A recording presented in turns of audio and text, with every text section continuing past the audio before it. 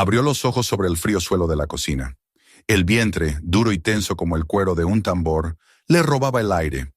La respiración se le atoraba en la garganta, mientras sus ojos, fijos en el techo, se preguntaban si esa sería la última estampa que vería en su vida. Pero lo peor no era el hígado descomponiéndose en su interior. No. Lo verdaderamente atroz era el hecho de que su única hija, aquella a la que nunca supo pedirle perdón, se encontraba de pie a tan solo unos metros de distancia. Y él, en su neblina, ni siquiera la reconoció. ¿Has escuchado alguna vez una historia que te desgarra el alma y al mismo tiempo te ofrece una luz de redención? Acompáñame, porque la verdad que se esconde en este relato te perseguirá más hondo que cualquier película. Mateo Vargas jamás había sido un hombre de rutinas, pero últimamente cada amanecer se sentía dolorosamente igual. Se despertaba con una presión sorda, pesada, en la parte baja del abdomen. Era como haberse tragado una piedra que se negaba a sentarse. Al principio, lo achacó a gases, luego quizás a un estreñimiento pertinaz, más tarde a una simple indigestión. Después de todo, tenía 64 años, vivía solo y hacía mucho que había dejado de comer como alguien a quien le importara la nutrición. Pero cuando la hebilla del cinturón se negó a cerrar por tercera mañana consecutiva, y cuando el simple acto de atarse los zapatos exigía un gemido y un descenso lento, supo que algo andaba mal. Era un lunes húmedo en Santiago de Chile, de ese tipo de calor denso y pegajoso que se adhiere a la piel como una toalla húmeda. Mateo, sentado en su porche con una taza de café aguado, observaba la acera agrietada y la bicicleta oxidada que descansaba contra la cerca. Su vientre empujaba con fuerza la gastada camisa de franela, amenazando con hacer saltar los botones. Se movió en su asiento, incómodo de una manera que trascendía lo físico. Había un peso en él ahora, algo más que la simple hinchazón. Algo en su interior se sentía equivocado. Posó una mano temblorosa sobre su abdomen. Estaba firme, hinchado, estirado de una forma que no era natural. Sin embargo, no había ganado peso en ninguna otra parte del cuerpo. Sus brazos seguían delgados, su clavícula tan afilada como siempre. No era grasa, de eso estaba seguro. Y no era comida, porque apenas había probado bocado en días. Cada comida lo dejaba lleno después de apenas un par de bocados. Hacía años que no pisaba la consulta de un médico. La última vez fue cuando su vecina, Sofía, prácticamente lo arrastró para que se pusiera una vacuna contra el tétanos después de pisar un clavo en el jardín. Desde entonces, se había convencido de que, si algo realmente malo le sucedía, lo sentiría. El dolor, se decía, era la forma que tenía el cuerpo de dar la alarma, ¿no es así? Pero el dolor nunca llegó. Solo la hinchazón, la tensión, la sensación de que algo se movía dentro de él. Esa misma tarde, Sofía pasó a visitarlo. A sus 75 años poseía una lengua afilada y la experiencia de toda una vida como enfermera. Le trajo un recipiente con cazuela, pero Mateo apenas la tocó. Ella lo observó con detenimiento, como solo las viejas enfermeras saben hacerlo, captando pistas en la forma en que se sujetaba el estómago, en el ritmo entrecortado de su respiración. «Te ves fatal», le soltó, directa como siempre. «Me siento fatal», admitió él. «Llevo hinchado desde hace unos días». Ella dejó la cazuela a un lado y se cruzó de brazos. «¿Cuánto tiempo llevas con el vientre así?» Él se encogió de hombros. «Unas semanas, tal vez. Pensé que era la barriga cervecera que por fin me estaba alcanzando». «No has tomado una copa de verdad en años, Mateo». Él no respondió. Sofía se acercó y se agachó, colocando una mano firme sobre su abdomen. «¿Te importa si presiono un poco?» Mateo hizo una mueca, pero asintió. Ella golpeó suavemente la piel, escuchando el sonido hueco, como si estuviera percutiendo un tambor. Su expresión se ensombreció. «¿Alguna vez has oído hablar de la ascitis?», preguntó ella. «¿De qué?». «Es cuando tu abdomen se llena de líquido. Generalmente es una señal de que algo anda mal con tu hígado». Se levantó haciendo crujir sus rodillas. «Necesitas ver a alguien, Mateo, y pronto». Mateo frunció el ceño. «No duele, solo es incómodo. Los hígados no siempre gritan cuando están en problemas. A veces susurran muy bajito, hasta que es casi demasiado tarde». Sacó un folleto doblado de su bolso y se lo entregó. «Toma», Lee esto esta noche y prométeme que llamarás a la clínica mañana. Mateo tomó el papel sin mirarlo. Estás siendo dramática. Estoy siendo una enfermera. Después de que ella se marchara, desdobló el folleto. El título rezaba: 10 señales silenciosas de problemas hepáticos que no deberías ignorar. Sus ojos recorrieron la lista: hinchazón o distensión abdominal, pérdida de apetito, y luego fatiga, confusión, ictericia, aparición fácil de moretones, hinchazón en las piernas, náuseas, pérdida de peso inexplicable, picazón en la piel. Tenía al menos 5 de esas señales, quizás 6, quizás todas, si era honesto consigo mismo. Dejó el folleto, se frotó los ojos y se reclinó en su silla. El crujido de la madera sonó más fuerte de lo habitual. ¿Era esto? ¿Así es como empezaba el final? Pensó en todas las noches que pasó en los bares, el pisco en su aliento mientras volvía a casa a trompicones, los recuerdos borrosos de tocar su guitarra mientras la multitud aplaudía y su hígado, en silencio, recibía los golpes.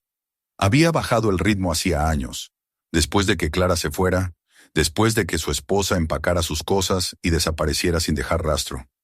Pero era ya demasiado tarde. Presionó su mano contra su abdomen de nuevo. Estaba tenso, redondo como un tambor. Su propio cuerpo, convertido en un extraño. Esa noche no durmió. La presión en su vientre empeoró al acostarse, como si algo estuviera aplastando sus pulmones. Se sentó en la cama, jadeando, mirando en la oscuridad. Recordó las palabras de Sofía. A veces susurran, muy bajito, y tal vez esto era, por fin, el susurro. Mateo no había entrado en una clínica médica en más de 15 años. Las paredes olían a antiséptico y a una desesperación silenciosa. Las luces fluorescentes parpadeaban en el techo mientras se sentaba en la sala de espera, tratando de parecer casual en una silla de plástico que crujía debajo de él cada vez que cambiaba de peso. Los formularios en su regazo estaban a medio llenar, principalmente porque no sabía qué escribir bajo el epígrafe médico de cabecera. No tenía uno. Una madre mecía a un niño que tosía a su lado. Un hombre mayor con una gorra de veterano miraba al frente, a la nada. El aire acondicionado traqueteaba sobre sus cabezas, como un motor a punto de fallar. Mateo seguía mirando su estómago, ahora visiblemente abultado bajo su holgada camisa de botones.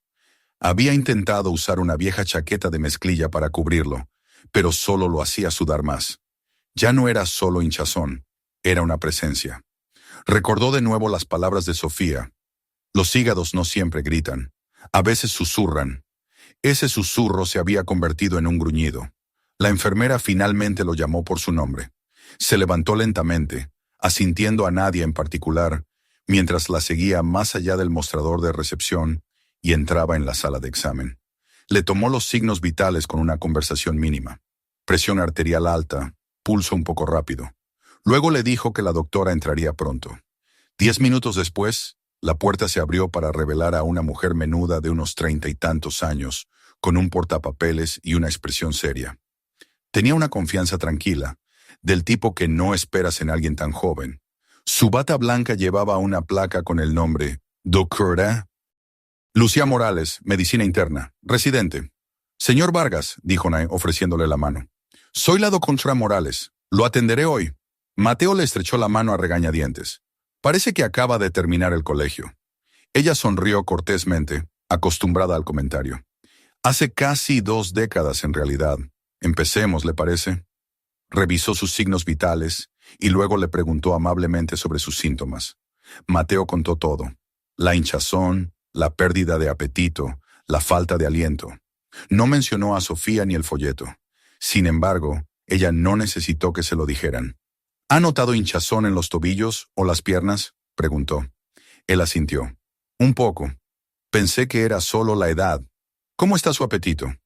Desaparecido, dijo, con más amargura de la que pretendía. La comida sabe a cartón. ¿Consume alcohol? Mateo dudó. Solía beber. Mucho. Lo dejé. Más o menos. Lo reduje bastante, de todos modos. Ella tomó nota sin juzgar.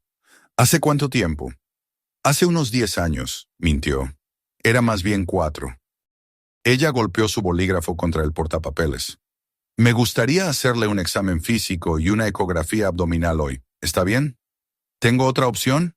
Siempre tiene una opción, señor Vargas. Pero si fuera yo, querría saber qué está pasando ahí dentro. Se recostó en la mesa de examen mientras ella traía la máquina de ecografía. Mientras movía la sonda por su abdomen distendido, el monitor se iluminó con remolinos de tonos grises y negros. Mateo intentó no mirar, pero era imposible ignorar la forma en que su ceño se fruncía. Presionó suavemente, luego con más firmeza, angulando la sonda bajo sus costillas. Respire hondo, por favor. Lo hizo, y la imagen cambió. Ella congeló la imagen y la estudió. Hay líquido, dijo finalmente. Bastante, de hecho. ¿Qué tipo de líquido?, preguntó él con el ritmo cardíaco disparándose de repente. Se llama líquido ascítico. Es líquido libre en su cavidad abdominal, y no debería estar ahí. ¿Qué causa eso? Hay algunas razones posibles, pero la más común, especialmente con su historial, es la enfermedad hepática. Se sentó lentamente, con la respiración entrecortada. ¿Está diciendo que tengo cáncer? No necesariamente, pero sugiere que su hígado no está funcionando correctamente. Una de las funciones del hígado es regular la presión en los vasos sanguíneos alrededor del abdomen. Cuando deja de funcionar correctamente, el líquido se filtra hacia el vientre. Hizo una pausa, dejando que eso se asimilara. Piénselo como una presa que se agrieta. La presión se acumula en los lugares equivocados y el agua, bueno, en este caso, el líquido, se escapa. Mateo miró al suelo. Pensé que solo estaba engordando. No está gordo, señor Vargas. De hecho, está perdiendo masa muscular, lo que a menudo ocurre cuando el hígado comienza a fallar. La palabra fallar resonó como un disparo en su mente. ¿Y ahora qué?, preguntó. Quiero hacerle algunos análisis de sangre, enzimas hepáticas, niveles de albúmina, factores de coagulación. Nos darán una mejor idea de cuán avanzado está esto, y le recomendaré una paracentesis. ¿Qué es eso? Es un procedimiento para extraer parte del líquido de su abdomen con una aguja. Le ayudará a sentirse más cómodo y podemos enviar el líquido al laboratorio para su análisis. Mateo miró su vientre. ¿Me va a desinflar como un globo? Ella sonrió suavemente. Solo un poco al principio, lo suficiente para aliviar la presión. Si sacamos demasiado rápido, podría causar otros problemas. Exhaló temblorosamente. Entonces, esto es malo. Es serio, dijo ella, pero no sin esperanza. Dependiendo de sus resultados, es posible que podamos ralentizarlo. Tal vez incluso revertir parte del daño. ¿Y si no hago nada? Entonces el líquido seguirá acumulándose. Se sentirá más incómodo. Eventualmente, podría provocar una infección, insuficiencia renal o incluso la muerte. Ahí estaba, la verdad, servida sin azúcar. Ella le entregó un folleto, de la clínica, titulado Comprendiendo la ascitis y la salud hepática. Él miró el texto en negrita en la portada. Su hígado puede ser silencioso, pero nunca olvida. Levantó la vista. ¿Alguna vez ha visto a alguien mejorar de esto? Ella asintió. Sí, pero solo cuando lo detectan a tiempo y se lo toman en serio. ¿Y yo? Eso depende de lo que haga a continuación. No dijo nada por un rato. La doctora Morales se levantó y comenzó a organizar sus archivos. Haré que la enfermera venga para la extracción de sangre. Programaremos una paracentesis para mañana. Mientras abría la puerta, añadió. Tomó la decisión correcta al venir hoy, señor Vargas. Mucha gente no lo hace. Y luego se fue, dejando a Mateo solo en la mesa de examen, el papel crujiendo debajo de él. Volvió a mirar su vientre, redondo y tenso como un globo a punto de estallar. Por primera vez en semanas, no era el peso de su cuerpo lo que más sentía. Era el peso de lo que no sabía hasta ahora. La luz del sol fuera de la clínica se sentía demasiado brillante, demasiado nítida, como si intentara exponer algo que había pasado años escondiendo. Mateo pisó la acera agrietada, con una mano en el estómago y la otra protegiéndose los ojos. La ciudad se movía a su alrededor, indiferente. Pasaban los coches, sonaban las bocinas. En algún lugar, alguien tocaba jazz en una esquina. La vida continuaba, pero algo en él se había detenido. El folleto que la doctora Morales le había entregado todavía estaba doblado en su bolsillo. No lo había leído. No lo necesitaba. Todavía no. Las palabras ya se habían grabado en su mente. Insuficiencia hepática, acumulación de líquido, riesgo de muerte.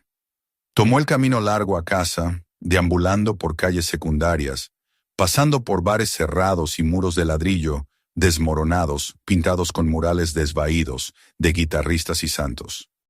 El familiar olor a cerveza rancia y ceniza de cigarrillo flotaba en el aire, fantasmas de un tiempo del que no podía escapar. Sus pies lo llevaron de regreso al barrio Lastarria, aunque no se dio cuenta hasta que estuvo de pie frente a su antiguo refugio, el Rincón del Poeta.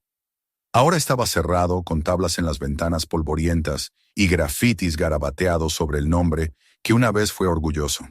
Pero Mateo todavía podía verlo como había sido.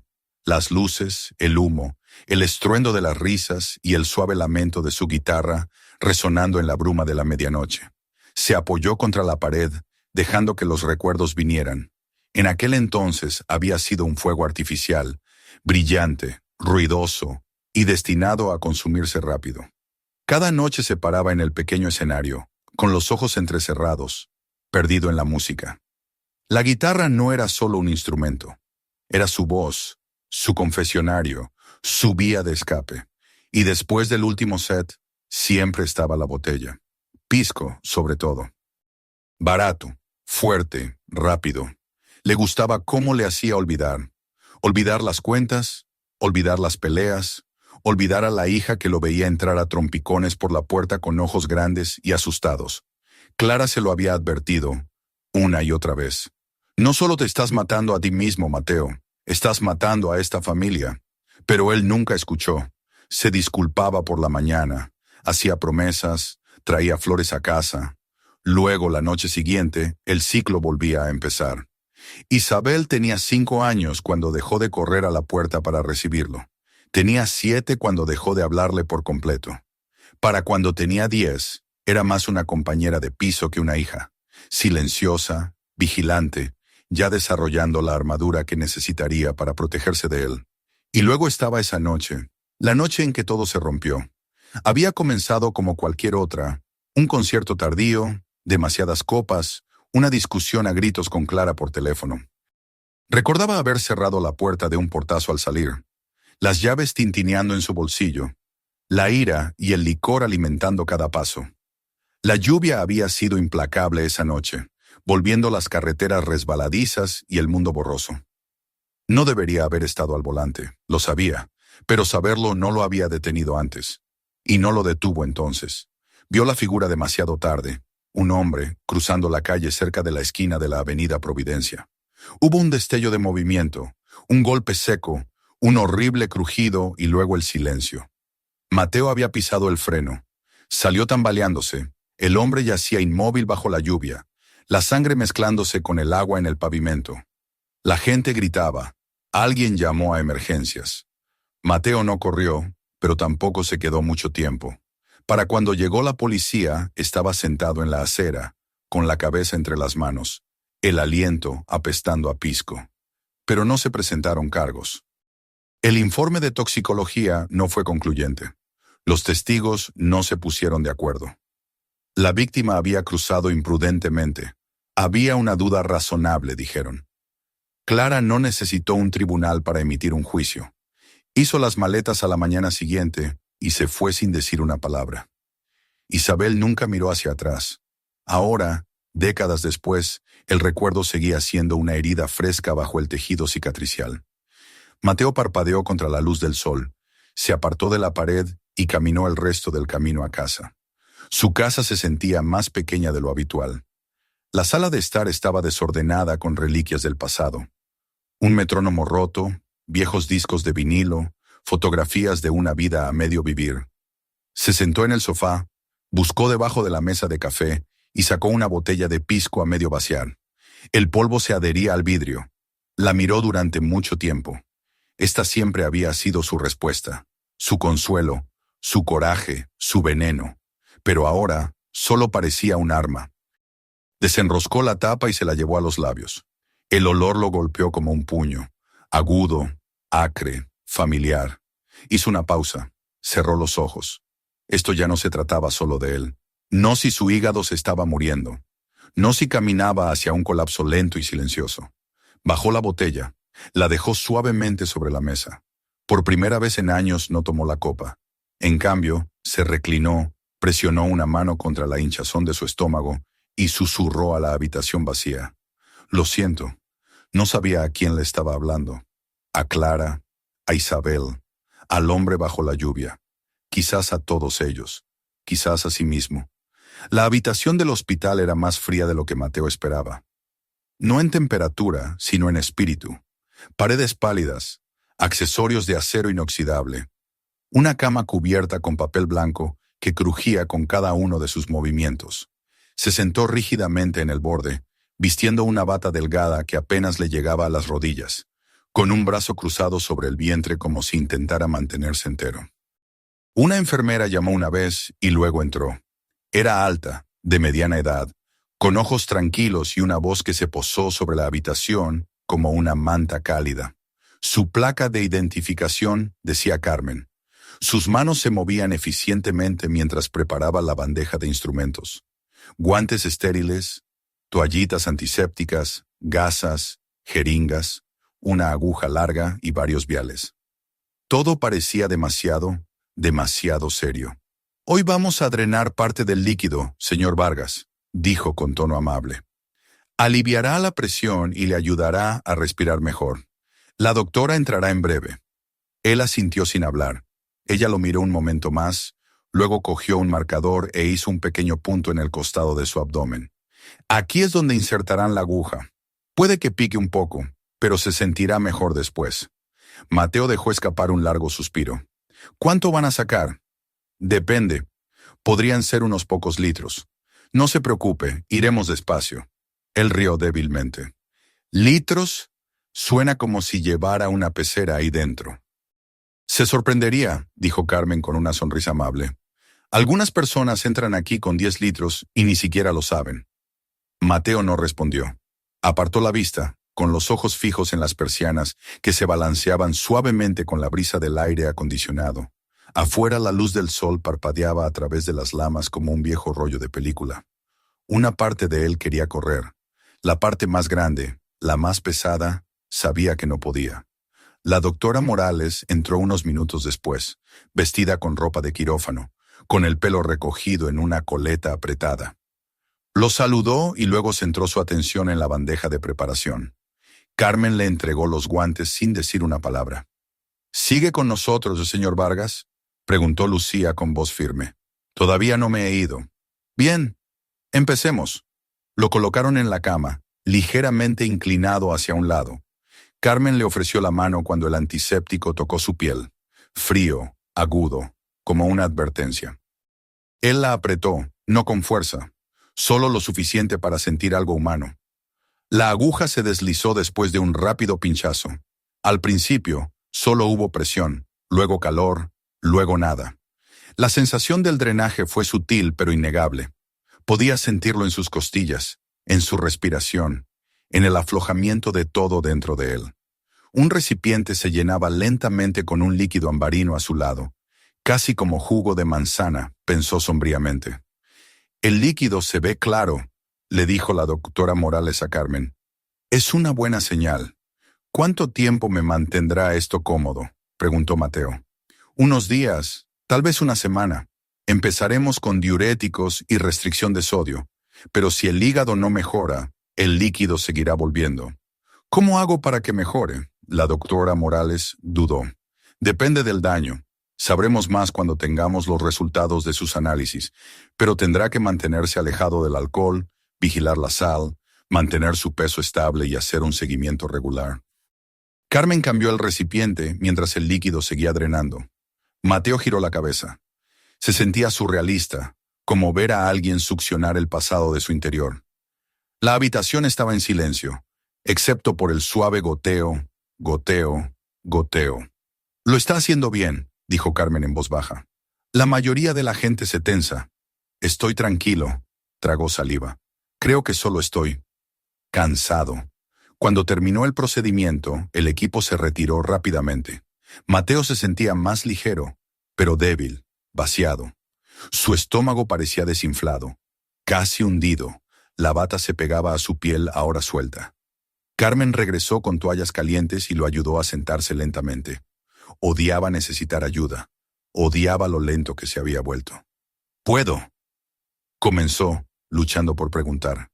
Ella entendió antes de que terminara. «Yo lo ayudo». Lo ayudó a limpiarse, amable y silenciosa, sin que nunca pareciera lástima. Aún así, Mateo se sonrojó de vergüenza. Se sentía como un hombre deshecho, drenado en más de un sentido. «Solía tocar música, ¿sabe?», dijo de repente, necesitando llenar el silencio. Carmen sonrió. «Guitarra, ¿verdad? Tiene esa pinta». «¿Tan obvio?», ella rió entre dientes. «Mi padre era músico de jazz. Tocaba la trompeta hasta que sus pulmones se rindieron. Decía que la música lo mantuvo vivo más tiempo de lo que la medicina jamás podría». Mateo dejó que el silencio volviera. Carmen le ajustó la bata. Le alisó la manta sobre las piernas. «¿Esto mejora?», preguntó. El rostro de Carmen se suavizó. «A veces, si la gente escucha a sus cuerpos, si lo detectan a tiempo». «¿Y yo?», ella inclinó la cabeza. «Usted vino, ¿no? Eso es más que la mayoría». Se levantó, recogiendo las toallas, y se detuvo antes de irse. «Señor Vargas», dijo amablemente, «no piense en esto como el final. Piense en ello como un reinicio. Su cuerpo le está diciendo algo. Le está dando una segunda oportunidad. La mayoría de la gente no tiene una». Cuando se fue, Mateo se recostó, mirando al techo. Su vientre estaba más plano ahora, pero todavía se sentía extraño. Bajó la mano y la colocó sobre él. No era agua lo que habían drenado. Era tiempo, arrepentimiento, memoria y, tal vez, solo tal vez, el comienzo de algo diferente. A la mañana siguiente, Mateo se sentó en la mesa de la cocina con una taza de café tibio y una hoja de papel en blanco. El bolígrafo en su mano se sentía más pesado de lo que debería. Miró las líneas, su vacío, el silencio que precede a la primera palabra. La casa estaba quieta, sin televisión, sin radio, solo el leve zumbido del refrigerador y el ocasional gemido de las viejas tablas del suelo al asentarse. Afuera el vecindario se despertaba, los autos salían de las cocheras, un perro ladraba a una bicicleta que pasaba, pero adentro todo se sentía en pausa. Miró su vientre, ahora menos distendido pero aún sensible. No era solo el líquido que habían drenado. Era algo más profundo, algo extraído desde adentro. No había dormido mucho la noche anterior. Las palabras de Carmen se le habían quedado grabadas. «No pienses en esto como el final. Piensa en ello como un reinicio». Pero, ¿un reinicio para qué? ¿Qué le quedaba por reiniciar? Buscó la foto metida en la esquina del espejo al otro lado de la habitación. Era vieja, descolorida, los colores casi borrados. Isabel tendría unos 6 años en la foto. Le faltaba un diente de leche y reía con todo el cuerpo. Estaba sentada en su regazo, con ambas manos envueltas alrededor del mástil de una guitarra casi tan alta como ella. Recordaba ese día. Verano, un asado en el patio trasero, jazz sonando en una radio a pilas. Clara había tomado la foto justo antes de que llegaran las nubes. Ese había sido un buen día, uno de los raros. Mateo dejó la foto junto al papel y finalmente comenzó a escribir. «Querida Isabel, no sé dónde estás, ni siquiera sé si alguna vez leerás esto, pero algo dentro de mí dice que necesito escribirlo de todos modos, porque el tiempo no espera y el silencio no cura a menos que lo llenemos con algo verdadero. No quiero nada de ti, ni perdón, ni comprensión. Solo quiero decir algunas cosas que han vivido demasiado tiempo en los rincones de mi corazón. Siempre fuiste más brillante que yo, más inteligente, más amable.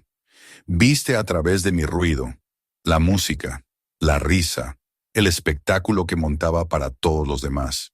Incluso cuando eras pequeña, podías ver que no era el hombre que querías ser. Y tal vez eso fue lo que más dolió, saber que lo sabías. No recuerdo todos los cumpleaños que me perdí. Ojalá pudiera decir que sí, pero recuerdo la mirada en tus ojos cuando olvidé el del pastel con forma de guitarra. Habías esperado a que volviera a casa y no lo hice. Esa noche todavía me despierta a veces. Recuerdo tu voz cuando tenías 5 años, susurrando en mi oído. Toca esa canción de cuna, papá. Y yo lo hacía, una y otra vez, hasta que tu respiración coincidía con el ritmo de las notas. Recuerdo la forma en que solías buscar mi mano cuando cruzábamos la calle, y el día en que dejaste de hacerlo. Hubo un momento, antes de que todo se torciera, en que pensé que podría arreglarlo, en que pensé que reducir la bebida sería suficiente. Pero la adicción es una mentirosa, Isabel. Te dice que tienes el control mientras cava el hoyo bajo tus pies. Y luego, una noche, me subí a un auto cuando no debería haberlo hecho, y el padre de alguien nunca volvió a casa. Ojalá pudiera decirte que pagué por ese error, que el peso de ello dejó alguna cicatriz visible, pero la verdad es que me fui. Legalmente, al menos. Por dentro, nunca dejé de cargarlo. Cada vez que volvía a coger la botella, era en parte para ahogar el sonido del cuerpo de ese hombre golpeando el capó de mi coche. Nunca te lo dije. No sabía cómo, quizás todavía no lo sé, pero es la verdad y te pertenece si la quieres. Estos días me muevo más despacio. A veces me tiemblan las manos, mi vientre se llena de un agua que no pedí. Los médicos dicen que mi hígado ha estado ondeando una bandera blanca durante años y simplemente no me di cuenta. O tal vez sí, y elegí no importarme, pero ahora me importa. No porque tenga miedo de morir, creo que ya empecé a morir el día que dejaste de llamarme papá. Me importa porque quiero, por una vez, ser un hombre del que podrías decir que no fue del todo malo, aunque solo sea una línea en la historia que cuentes sobre mí algún día. Si recuerdas algo de mí, espero que no sean los gritos, ni las promesas rotas, ni el olor a pisco en tu pelo cuando te abrazaba para darte las buenas noches. Espero que recuerdes ese día de verano, cuando sostenías mi guitarra con ambas manos y reías como si el mundo no pudiera tocarte. Me miraste y dijiste, quiero tocar como tú, Mo. No merecía ese momento, pero lo he llevado como un tesoro desde entonces. Eso es todo. Esa es toda la razón de esta carta, devolverte ese recuerdo, porque nunca fue mío para guardarlo. Con amor, Mateo. Dobló la carta lentamente, como si doblara un pedazo de sí mismo. La metió en un sobre y escribió Isabel Vargas en el frente. Sin dirección, sin ciudad, solo un nombre. Se quedó sentado un rato, mirando el sobre. Luego fue a la vieja caja de recuerdos en el armario del pasillo y sacó una libreta de direcciones de hacía casi 2 décadas. Las páginas estaban amarillentas, la tinta desvaneciéndose, pero en la tercera página, bajo la V, encontró lo que buscaba. Isabel. Depto. Valparaíso. Era una posibilidad remota.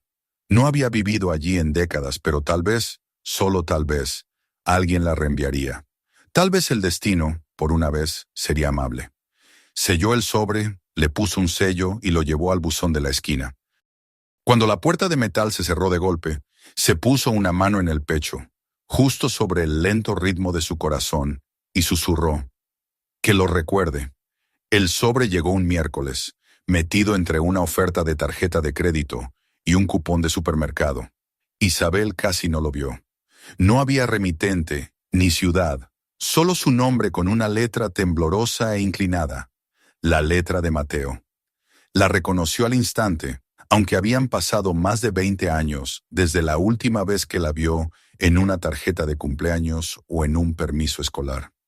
Se quedó mirando el sobre durante mucho tiempo, congelada en la puerta de su apartamento. Su pulso se aceleró. Consideró tirarlo, dejarlo sin abrir hasta que amarillara con el tiempo, pero algo en su mano se negó a soltarlo. Adentro desdobló la carta. Las páginas temblaban en su mano, no por el papel, sino por el peso de las palabras. Cada línea la arrastraba más profundamente a un espacio que creía haber sellado para siempre. La voz de su padre regresó, no como había sido en la ira o en la bruma de la borrachera, sino como algo más tranquilo, arrepentido, crudo, humano. Leyó la carta 3 veces. Cuando terminó, la dobló con cuidado, alisando los pliegues como si intentara comprender al hombre que la había escrito. Luego hizo una pequeña maleta, despejó su agenda y reservó el primer tren a Santiago. El hospital se veía igual que cualquier otro. Vidrio, acero y el olor a antiséptico y verduras demasiado cocidas. Caminó por los pasillos como un fantasma, con el abrigo bien ceñido a su alrededor. No estaba segura de lo que estaba haciendo, ni siquiera estaba segura de lo que quería. ¿Cierre? ¿Venganza? ¿Perdón? Quizás solo una mirada real al hombre que la había formado y luego desaparecido de su vida. Preguntó por un tal Mateo Vargas en la recepción. La enfermera revisó el sistema y le dio el número de la habitación sin hacer preguntas. Nadie reconoció su nombre, eso era bueno. La habitación estaba en penumbra.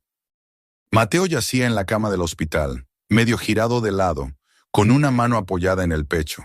Su rostro estaba más delgado de lo que recordaba, la piel ligeramente flácida, una barba gris de varios días cubriendo su mandíbula. Pero era él. No había forma de confundir esa nariz torcida o el pliegue sobre su ceja que se había profundizado con los años. Se veía pequeño ahora, frágil. Isabel entró sin hacer ruido. Se quedó junto a la puerta, observando el lento subir y bajar de su pecho. Su respiración era superficial pero constante. Las máquinas zumbaban silenciosamente a su alrededor, sus luces parpadeantes pintando suaves sombras en las paredes. Durante mucho tiempo no hizo nada, solo observar. Luego, como si fuera arrastrada por algo más allá de su voluntad, se acercó.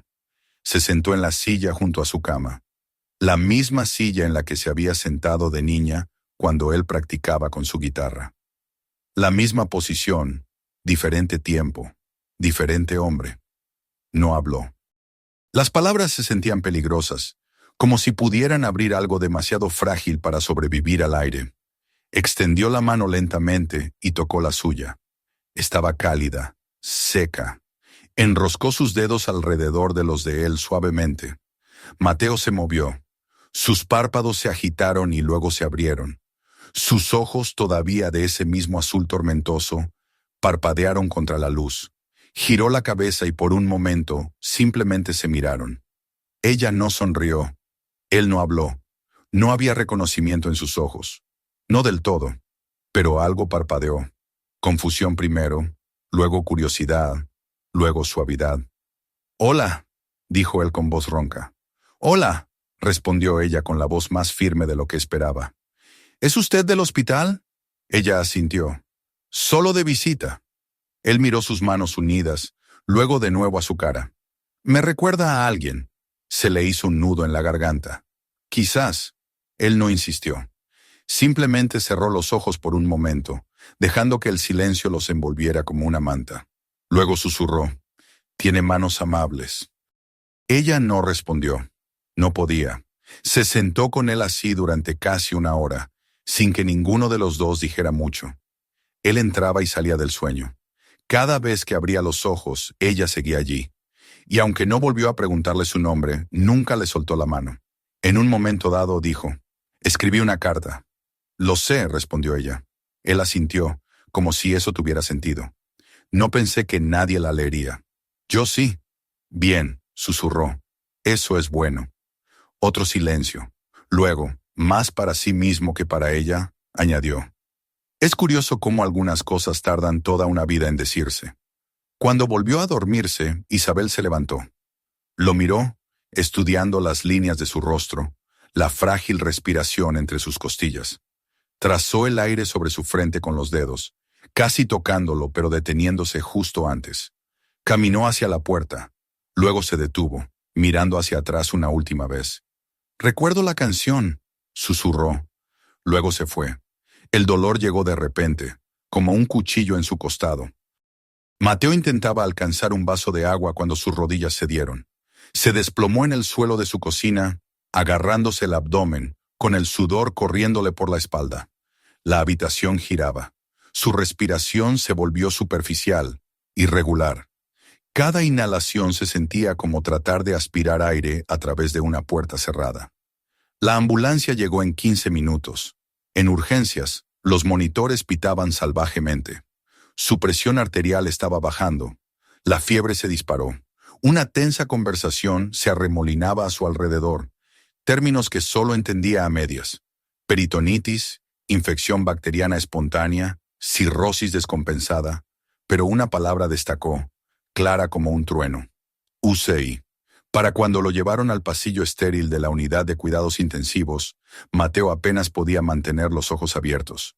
Las enfermeras trabajaban con una urgencia controlada, insertando vías, extrayendo sangre, colgando sueros. Las luces fluorescentes de arriba se difuminaban en túneles brillantes. Su cuerpo, ya vaciado por años de lento declive, ahora parecía hundirse hacia adentro. Entraba y salía de la conciencia. Cada vez que despertaba, había una nueva máquina, un nuevo número parpadeando, un nuevo par de ojos observando. La infección había llegado al líquido de su vientre. Era común en pacientes como él, explicó más tarde la doctora Morales. El líquido ascítico, antes un intruso silencioso, se había convertido en un caldo de cultivo. Ahora su hígado no lograba filtrar las toxinas. Sus riñones mostraban signos de dificultad. Su tiempo, antes medido en años, ahora se medía en días, quizás horas. Isabel se sentó en el pasillo, justo fuera de su habitación, mirando el suelo de linóleo, con las manos fuertemente entrelazadas en su regazo. Nadie adentro sabía que era su hija. Solo había dado su identificación profesional cuando se lo pidieron, y nadie lo cuestionó. Lo prefería así, hasta ahora. A través del panel de vidrio, observaba a Mateo yacer inmóvil bajo capas de cables y tubos. El hombre que una vez la había llevado sobre sus hombros, que había destruido todo lo bueno de su infancia, ahora parecía más un paciente olvidado que un padre. Había esperado tanto para enfrentarlo, y ahora él se le escapaba de nuevo. No se dio cuenta del hombre que había ocupado la cama junto a la de Mateo hasta la mañana siguiente. Tenía unos 40 y tantos años, alto y de hombros anchos, con una profunda cicatriz que le cruzaba la mandíbula. Su nombre era Ricardo, según la ficha colgada a los pies de la cama. Estaba siendo tratado por complicaciones de una hepatitis C no tratada, otra víctima de la enfermedad hepática. Otra vida desmoronándose silenciosamente. Los dos hombres apenas intercambiaron palabras al principio. Mateo estaba demasiado débil, y Ricardo parecía más interesado en la televisión montada en la pared, siempre en las noticias con el volumen demasiado bajo para oír. Pero al segundo día, mientras Isabel estaba cerca de la puerta leyendo la ficha de Mateo, escuchó a Ricardo hablar con la enfermera. «Crecí en Valparaíso», dijo. «Perdí a mi padre cuando era niño. Accidente de coche. Un tipo lo atropelló bajo la lluvia. Nunca cumplió ni un maldito día de condena». Los ojos de Isabel se congelaron en el portapapeles. Se giró lentamente. «¿Qué pasó?», preguntó la enfermera. «Papá volvía a casa de su turno», respondió Ricardo. «Tarde en la noche. Los testigos dijeron que el conductor estaba borracho. Nunca fue condenado. Afirmó que no lo vio. Mi mamá nunca se recuperó. Yo tenía 8 años». La garganta de Isabel se secó. Ricardo se frotó la cicatriz de la mandíbula distraídamente. «Siempre dije que si alguna vez me encontraba con el hombre que lo hizo, no dudaría». Esa noche, Isabel regresó a su habitación de hotel y sacó el viejo informe policial que había mantenido oculto durante años. El archivo tenía el nombre de Mateo, el accidente, los detalles borrosos. Y el nombre de la víctima, Antonio J. Reyes. Isabel no durmió. Ni un minuto.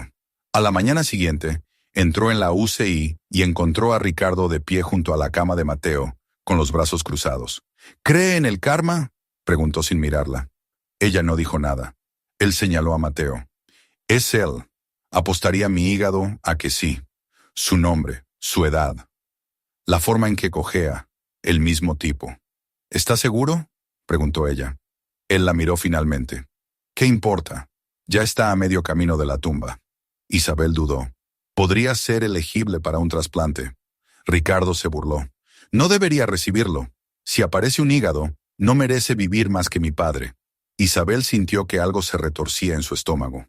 El juramento que había hecho como médica chocaba violentamente con los recuerdos que la invadían. El cristal roto, las lágrimas de su madre, la noche que esperó junto a la ventana a un padre que nunca llegó. Quería gritar, llorar, estar de acuerdo con Ricardo. Pero en cambio, dijo, los trasplantes de hígado no se tratan de quién lo merece, se tratan de quién puede sobrevivirlo. ¿Quién es compatible?, se mofó Ricardo. Si me entero de que está en la lista, lo pelearé, legalmente, éticamente. Públicamente. No me importa. Lucharé. Salió, dejando a Isabel sola con su padre, las máquinas y el silencio. Se sentó de nuevo junto a la cama de Mateo. Su rostro estaba pálido, sus manos frías. Las líneas de su monitor se movían lentamente, como un río que lucha por fluir. Se inclinó y susurró. Ni siquiera sabes el daño que has hecho, ¿verdad? Sus párpados se movieron. Ella le apretó la mano, suave pero firmemente. Si les digo quién eres, si le digo a él quién soy yo, puede que nunca consigas ese hígado. Puede que mueras aquí. Él no respondió. Pero si no digo nada, cerró los ojos. ¿En qué clase de persona me convierte eso? Fuera de la habitación, la voz de Ricardo resonaba por el pasillo, discutiendo con la enfermera sobre el horario de visitas. Dentro, los monitores seguían sonando. Isabel abrió el expediente de su padre. Los resultados del laboratorio eran malos. Su función hepática se deterioraba rápidamente. Su puntuación, MELD, utilizada para determinar la prioridad del trasplante, se había disparado. Si aparecía un hígado en las próximas 48 horas, Mateo aún podría calificar. Exhaló temblorosamente. Juré proteger la vida, incluso cuando no estaba de acuerdo con ella, incluso cuando duele. Metió la mano en el bolsillo de su abrigo y sacó su propia placa de identificación. Esta vez la dejó sobre la mesa, donde todos pudieran verla. Doctora Isabel Vargas, no más escondites. La llamada llegó a las 2:18 p.m. Un hígado estaba disponible. Una compatibilidad rara, compatible con el tipo de sangre y la puntuación MELD de Mateo Vargas. El equipo del Hospital Metropolitano llamó a la UCI solicitando confirmación inmediata. Necesitaban que el paciente estuviera preparado, con la sangre cruzada, y transportado al piso quirúrgico en 6 horas, no más. Después de eso, el órgano expiraría. Tenía que ser ahora, sin retrasos, sin segundas oportunidades. Pero Mateo Vargas no estaba en el Hospital Metropolitano. En algún lugar del laberinto de sistemas hospitalarios sobrecargados y la escasez de personal post-COVID, Mateo había sido trasladado, 2 noches antes, a una instalación hermana más pequeña a 60 kilómetros de distancia. Un error rutinario de reubicación de camas, un problema de espacio, un formulario mal archivado. El equipo de la UCI del Metropolitano ni siquiera sabía que se había ido. Isabel estaba de pie fuera de su habitación vacía, con el café aún caliente en la mano, cuando la enfermera le informó. Lo trasladaron a la Clínica del Sur, unidad de desbordamiento. ¿Qué? Isabel se congeló. ¿Cuándo? El lunes por la noche. Solo para observación, estaba estable. Ya no necesitaba cuidados de nivel UCI. Se le secó la garganta al instante. La Clínica del Sur no tiene capacidad para trasplantes. Ni siquiera están en el sistema de donación de órganos. Lo sé, dijo la enfermera, de repente nerviosa. Estamos tratando de obtener la aprobación para traerlo de vuelta. No hay tiempo, espetó Isabel. ¿Hace cuánto se confirmó la compatibilidad? La enfermera comprobó. 18 minutos. Isabel hizo los cálculos. Ya estaban perdiendo tiempo. Corrió. El pasillo se volvió borroso mientras se movía, su bata blanca ondeando detrás de ella, la placa balanceándose. Llamó a la centralita, recibió la música de espera habitual. Llamó a la Clínica del Sur, sin respuesta. Volvió a llamar. Finalmente una voz agotada al otro lado. ¿Paciente Vargas? Sí, está aquí, pero no puede moverse. Aún no hay una ambulancia programada. Soy su hija, dijo. También soy médico. Prepárenlo. Voy a buscarlo yo misma. Colgó antes de que pudieran protestar. Para cuando Isabel llegó al estacionamiento del hospital, la lluvia había comenzado a caer. Densa, rápida e implacable. Del tipo que hace que la ciudad sangre aceite e inunde las intersecciones. Se subió a su viejo Chevrolet y pisó el acelerador a fondo. Los neumáticos chirriaron al incorporarse a la autopista. Los limpiaparabrisas luchaban por mantener el ritmo. Los truenos retumbaban en la distancia. Su teléfono vibró. Mensajes del Metropolitano aparecían uno tras otro. ¿ETA del paciente? Necesitamos los signos vitales antes de las 6 p.m. El tiempo corre. Sus manos se aferraron más al volante. Hoy no, susurró. Así no. En la Clínica del Sur La enfermera tenía a Mateo en una silla de ruedas para cuando ella irrumpió por la entrada. Se veía peor, más pálido, sus labios teñidos de azul. No estaba completamente consciente. «No puede transportarlo así sin autorización», dijo la enfermera. «Necesita oxígeno. Monitores». «Necesita un hígado», ladró Isabel. «Tiene 4 horas. Consígame un tanque de oxígeno y un maldito monitor portátil». Tardó otros 20 minutos en firmar los formularios de alta. Cuando finalmente lo cargaron en el asiento trasero, apoyado con mantas y tubos, ella ajustó la línea de oxígeno y presionó 2 dedos en su muñeca. Débil, pero ahí. Mateo gimió débilmente. «¿Qué está pasando?» «Vas a casa», mintió. «Pero primero, tenemos que hacer una parada». Sus ojos se abrieron lo suficiente como para encontrarse con los de ella. «Usted otra vez». Ella sonrió a través de las lágrimas que se formaban en su garganta. «Sí, yo otra vez». Volvieron a la autopista. La tormenta era peor ahora. Las sirenas sonaban en la distancia. Los coches avanzaban lentamente, con las luces de emergencia parpadeando. Isabel apretó los dientes y cambió de carril repetidamente, zigzagueando entre las luces de freno y los charcos. Cada pocos minutos comprobaba el pulso de Mateo. A las 4:11 p.m. Se encontraron con un atasco, inundaciones en la rampa de salida, equipos de emergencia desviando el tráfico. La ruta principal a la ciudad, cortada. «No», susurró. No, comprobó el GPS. 45 minutos. Demasiado tiempo. Golpeó el volante. Piensa. Había un viejo camino de servicio. Medio pavimentado, apenas legal. Cortaba por el lado del dique y salía cerca del muelle trasero del hospital. Su padre la había llevado por allí una vez de niña, señalando el pantano, contando historias sobre contrabandistas. Se desvió sin señalizar, los neumáticos rebotando sobre baches y grava. La lluvia convirtió el camino en un pantano. Las ramas arañaban el parabrisas. El barro volaba. Mateo tosió detrás de ella. Miró hacia atrás. Sus labios se estaban volviendo grises. «No, quédate conmigo», no respondió. Se detuvo bruscamente, puso el coche en punto muerto, se metió en el asiento trasero y comprobó su pulso. Débil, irregular. «Maldita sea, no». Abrió de golpe su maletín médico, encontró la mascarilla de RCP, le inclinó la cabeza hacia atrás y comenzó las compresiones. «Vamos, papá. Respira. Respira». No lo había llamado así en 20 años. Salió como una oración rota. 1, 2, 3. La lluvia golpeaba el techo como un reloj.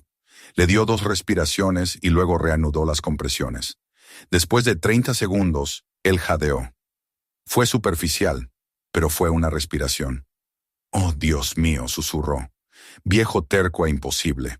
Lo mantuvo erguido, ajustó el flujo de oxígeno y volvió a pisar el acelerador a fondo. A las 5:37 p.m., derraparon en la bahía de emergencias del hospital. Las enfermeras salieron corriendo, mientras ella tocaba la bocina y saludaba. «Mateo Vargas, candidato a trasplante. Necesita ser preparado ahora». Abrieron la puerta. Isabel salió, empapada hasta los huesos, temblando. Les entregó sus papeles, su identificación, todo. «Vayan», susurró. «Llévenlo adentro». Mientras se lo llevaban, ella se apoyó en el coche, con el corazón latiendo con fuerza, las lágrimas mezclándose con la lluvia en sus mejillas. Miró al cielo. «Solo déjalo sobrevivir». Adentro, el equipo quirúrgico comenzó a prepararse. El hígado, todavía viable, fue introducido rápidamente. Mateo desapareció detrás de las puertas dobles. Y por primera vez en su vida adulta, Isabel se sentó en una sala de espera de un hospital. No como médico, sino como hija. Lo primero que notó Mateo fue la luz. Suave, dorada, que se colaba por unas persianas entrecerradas. Danzaba sobre las pálidas paredes azules y el borde de una silla que le resultaba vagamente familiar. Parpadeó, lentamente, su cuerpo pesado y quieto, como si despertara de debajo del agua. Había un pitido bajo cerca de su oído. El olor a antiséptico persistía, pero no le molestaba. No sentía dolor, solo una quietud ingrávida. Una enfermera se dio cuenta de que estaba despierto y llamó al médico. Momentos después, una mujer de rostro amable con bata blanca entró. Se presentó e hizo una serie de preguntas. ¿Sabe dónde está? Dudó. ¿Hospital? ¿Sabe lo que pasó? Hizo una pausa de nuevo. Estaba enfermo. La mujer asintió. Tuvo un trasplante de hígado de emergencia. Lo superó, pero estuvo inconsciente durante casi 2 días y su cuerpo pasó por mucho. Las cejas de Mateo se fruncieron. No recuerdo mucho. Es normal, dijo ella amablemente. Puede experimentar algo de confusión, algunas lagunas en la memoria, encefalopatía postoperatoria. Puede que pase. Él asintió lentamente, sin saber si sentirse consolado o asustado. La enfermera se fue. El médico se fue. Pero no mucho después, alguien más entró en la habitación. Esta vez no llevaba bata blanca, solo un suave suéter gris y vaqueros. Llevaba el pelo recogido, los ojos cansados pero tranquilos. Caminó hacia la ventana, ajustó ligeramente la persiana y luego se volvió hacia él. Mateo estudió su rostro. Había algo en la forma en que se movía, mesurada, grácil, familiar. «¿Volvió?», dijo él con voz ronca. «Sí. ¿Nos conocemos?», preguntó. Ella esbozó la más mínima sonrisa. «Sí, de aquí del hospital, más o menos». Él asintió como si eso tuviera sentido. «Estuvo allí cuando todo salió mal». «Sí», la observó con atención. «No es una enfermera, no. ¿Una doctora?». «Sí, pero…». «No solo eso», añadió, inseguro pero seguro a la vez. Ella se acercó y se sentó en la silla junto a él. «Ha pasado por mucho», dijo. «Su mente todavía se está poniendo al día». Mateo se miró las manos, venosas, magulladas, más delgadas de lo que recordaba. «Siento como si me hubiera ido y vuelto a la vida de otra persona». Ella dudó. Luego dijo, «Quizás esta parte es la nueva vida». Él levantó la vista. «¿Le debo algo?». «No», dijo ella rápidamente. «No me debe nada», respiró hondo y luego hizo la pregunta en voz baja. «¿La lastimé?». Sus ojos parpadearon. «En cierto modo», dijo, «pero eso no es lo que importa ahora». Él asintió lentamente, aceptando lo que no entendía. Durante los días siguientes Isabel regresó a menudo, siempre sin anunciarse, siempre a la misma hora. A última hora de la tarde, cuando la luz se volvía ámbar y el hospital se calmaba. Le traía cosas para mantener su mente activa. Crucigramas, libros cortos, grabaciones de música de guitarra. Él no volvió a preguntarle su nombre. Ella no se lo ofreció. Hablaban de cosas pequeñas, la vista desde la ventana, el ritmo de las máquinas, la extrañeza de la comida del hospital, pero nunca del pasado, nunca de lo obvio. Una tarde, Isabel trajo un estuche de guitarra. «La pedí prestada», dijo, «a un musicoterapeuta. Pensé que tal vez querrías intentarlo». Mateo miró el estuche con recelo, luego lentamente lo alcanzó. En el momento en que sus dedos tocaron la madera gastada, algo cambió. No exactamente un recuerdo, sino un instinto, músculo, alma. Levantó la guitarra, la acomodó y tocó una nota suave, luego otra. Ajustó la afinación al oído, unas cuantas notas más como susurros, luego algo más claro, una melodía, familiar. A Isabel se le cortó la respiración. Era la canción de cuna, la misma que le había pedido que tocara de niña, una y otra vez hasta que el sueño la vencía, la misma melodía que no había tocado en 20 años. Mateo no la miró. Simplemente tocó. No perfecto, no fuerte, pero tierno, verdadero. Cuando terminó, dejó la guitarra en su regazo. «No sé por qué conozco esa canción», dijo. La voz de Isabel era un susurro. «Solías tocarla, para alguien que amabas». Mateo la miró, con los ojos brillantes. «Creo que tal vez todavía la amo». Ella parpadeó rápidamente. Tragó saliva. «Tal vez ella también te ama a ti». Él asintió lentamente. Afuera de la ventana, el sol comenzó a ocultarse detrás de las nubes, proyectando una luz suave y compasiva en la habitación. Las sillas plegables del auditorio del hospital eran incómodas, pero nadie se quejó. Pacientes, cuidadores, enfermeras y algunos familiares llenaban las filas, algunos en sillas de ruedas, otros con mascarillas quirúrgicas o postes de suero. El aire zumbaba con suaves charlas y el lejano murmullo de la ventilación. Un letrero pegado a la pared decía, Reconstruyendo el hígado, historias de supervivencia y esperanza, patrocinado por la unidad de trasplantes del Hospital Metropolitano. Mateo se sentó al frente, vestido con una camisa de botones azul marino que le quedaba holgada. Su rostro había recuperado algo de color, había ganado un poco de peso. Todavía caminaba con un bastón y se quedaba sin aliento con demasiada facilidad, pero estaba allí, vivo, presente. El micrófono frente a él parecía demasiado grande para el soporte, o tal vez el soporte parecía demasiado pequeño para las palabras que estaba a punto de decir. Una enfermera voluntaria le hizo un gesto de asentimiento. Se inclinó hacia adelante y comenzó. Mi nombre es Mateo Vargas, tengo 64 años. Tuve un trasplante de hígado hace 6 semanas. Probablemente debería haberlo tenido hace 6 años, pero esperé, porque era orgulloso, o terco, o estúpido. Quizás las 3 cosas. La audiencia rió suavemente. Respiró hondo. Solía pensar que estaba sano porque no me sentía enfermo. Esa es la trampa, ¿verdad? Crees que el dolor es el problema, pero a veces el silencio es peor. Mi hígado no gritó, susurró, durante años, y lo ignoré. Se movió en su silla. Me decía a mí mismo que solo estaba hinchado, que me estaba haciendo mayor, que mi apetito volvería. Pero lo que realmente estaba sucediendo era que mi hígado, silenciosa y pacientemente, se estaba apagando. Hizo una pausa. La sala estaba en silencio. Algunos de ustedes saben lo que se siente. Despertar y darte cuenta de que no puedes agacharte para atarte los zapatos, que tus pantalones ya no te quedan, no porque hayas ganado peso, sino porque tu vientre está lleno de líquido, que la comida sabe a metal, que duermes pero nunca te sientes descansado. Asentimientos se movieron entre la multitud. Miró a la segunda fila, donde una mujer con un suéter gris estaba sentada en silencio, con las manos entrelazadas. Sus ojos no se apartaron de los de él. No estoy aquí para sermonear, continuó. Estoy aquí porque casi muero, y porque creo que tal vez alguien en esta sala necesita escuchar lo que yo no escuché. Levantó un pequeño folleto, de colores vivos, laminado, el mismo que Sofía le había entregado semanas atrás. 10 señales de problemas hepáticos, está todo aquí. Hinchazón, fatiga, pérdida de apetito, confusión, coloración amarillenta de la piel. Las tenía todas, pero lo ignoré. No fui a un chequeo, no me hice análisis de sangre, no quería las malas noticias. Dejó el folleto suavemente. Bebí durante demasiado tiempo, esperé demasiado tiempo, y casi pierdo la vida. Pero más que eso, perdí años que nunca recuperaré, con personas que amaba. Su voz se suavizó. Escribí una carta, una vez.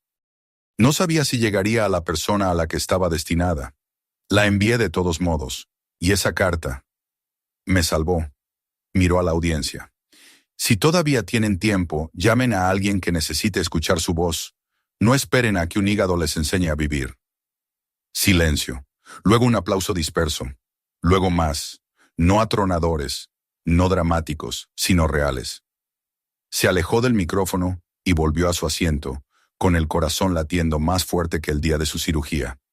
El resto de la tarde transcurrió entre historias, algunas trágicas, otras triunfantes. La gente habló de la pérdida de seres queridos, de la culpa, de la recuperación. Un hombre se levantó y agradeció a la familia del donante anónimo que le había salvado la vida. Un adolescente con la enfermedad de Wilson habló de volver a la escuela por primera vez en 2 años. Mateo se sentó en silencio durante todo el evento, con las manos apoyadas en su regazo.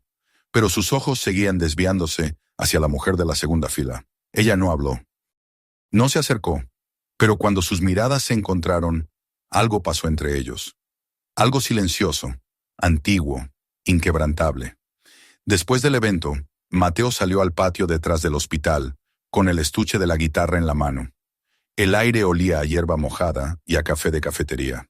Se sentó en un banco bajo un joven roble y lentamente ensambló el instrumento. Sus dedos recordaron antes que su mente. Tocó suavemente, sin público, sin aplausos, solo la brisa y el sol poniente. Una canción de cuna, baja y lenta, serpenteando entre las ramas como humo. Al otro lado del césped, Isabel observaba desde detrás de un seto de arbustos bajos. No interrumpió, no se acercó. Simplemente se quedó allí, con las manos en los bolsillos del abrigo, escuchando. Él no sabía que ella estaba allí. O tal vez sí. Cuando terminó la melodía, apoyó la guitarra en su regazo y miró al cielo. Cerró los ojos solo por un momento, como si asimilara algo que solo él podía ver.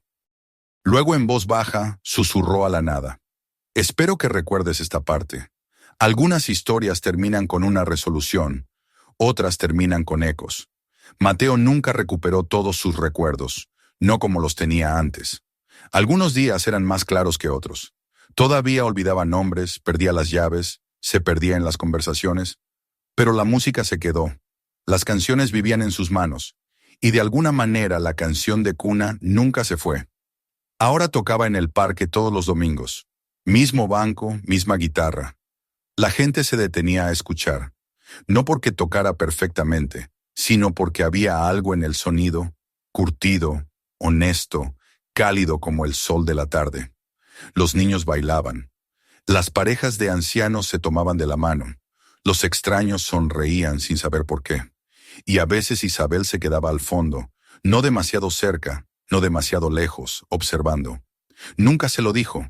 Nunca dijo, soy tu hija. Todavía no. En cambio, dejó que el silencio llevara lo que las palabras no podían. Le llevaba sopa en los días fríos, caminaba con él a las citas, le ayudaba a entender sus recetas. Se convirtió en lo que él más necesitaba, una presencia, un ancla silenciosa a una vida que creía haber perdido. Con el tiempo, Mateo comenzó a hablar con otros. En centros comunitarios, pequeñas clínicas, grupos de recuperación, contaba su historia, no para impresionar, no para dramatizar, sino para recordar.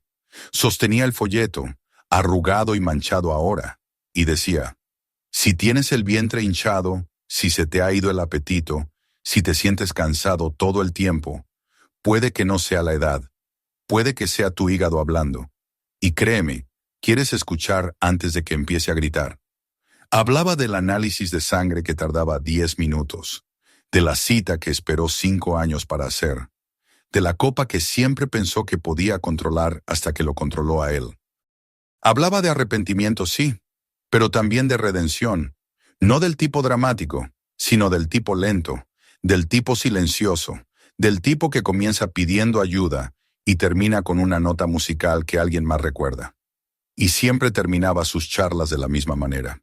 Si todavía tienes tiempo, hazte un chequeo, pide la cita, di lo que hay que decir. No esperes a que una máquina te mantenga vivo para aprender lo que significa vivir de verdad, porque la verdad es que la enfermedad hepática no siempre se anuncia. Se desarrolla lenta, silenciosamente. Pero las primeras señales están ahí.